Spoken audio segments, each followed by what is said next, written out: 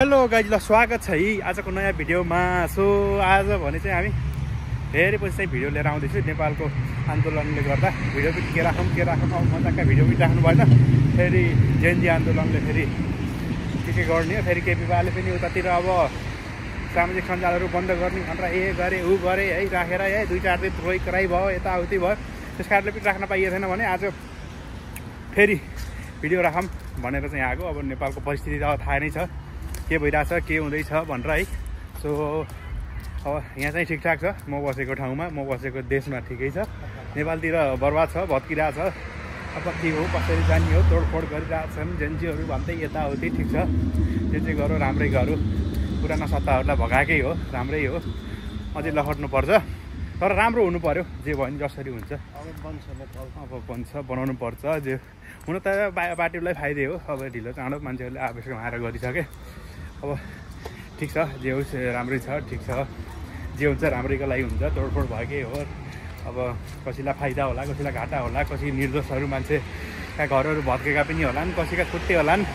अब त्यही हो क्रान्ति। अब त्यत्तिकै अब के अरे सत्ता फेरिन्न, फेरि 2-4 जना त मरेकै हुन् जुन उसमा पनि त्यति नगरेको भए। अब त्यो सरकारले फेरि केपी भए पनि त फेरि बुढा भए पनि उनले कहाँ टेर्छन् र सबै सैनिक शासन पुलिस शासन लगाएर गराउने मान्छे हुन्, त्यत्तिकै टेर्नेवाला त होइनन्।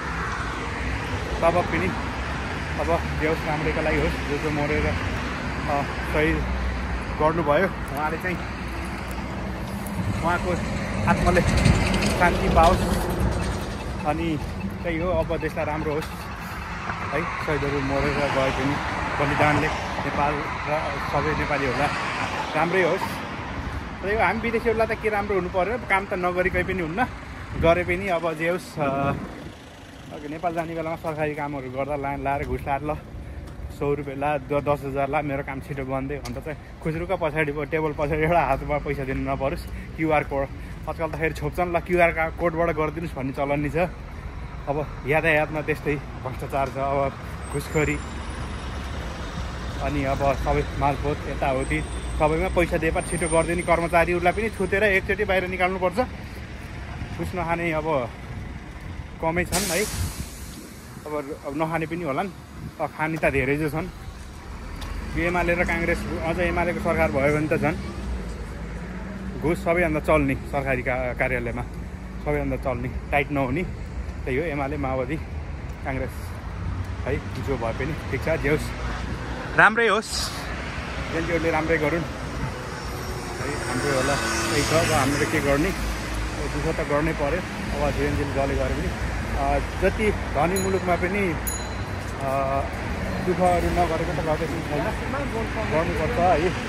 सो दुःख भन्ने कुरा आफ्नो ठाउँमा छ, तर जहाँ जाँदा पनि सरकारी कामहरूमा जाँदा कतै घुसहरू नदिकन काम गर्न सहज वातावरण बनाइदिए सबैभन्दा यही ठिक छ।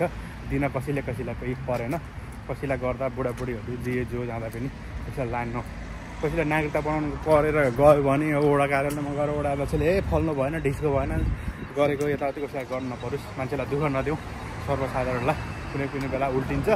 त्यही हो गाइज है। जे होस् नेपालमा अब त्यस्तै छ के अरे, भइरहेछ। जे होस् अब राम्रैको लागि होला है। ल गाइज, त्यही भन्दै आजको लागि भिडियो अन्त्य गर्दै यहीँबाट बिदा हुन्छु। हस्त, धन्यवाद। जय देश जय विदेश।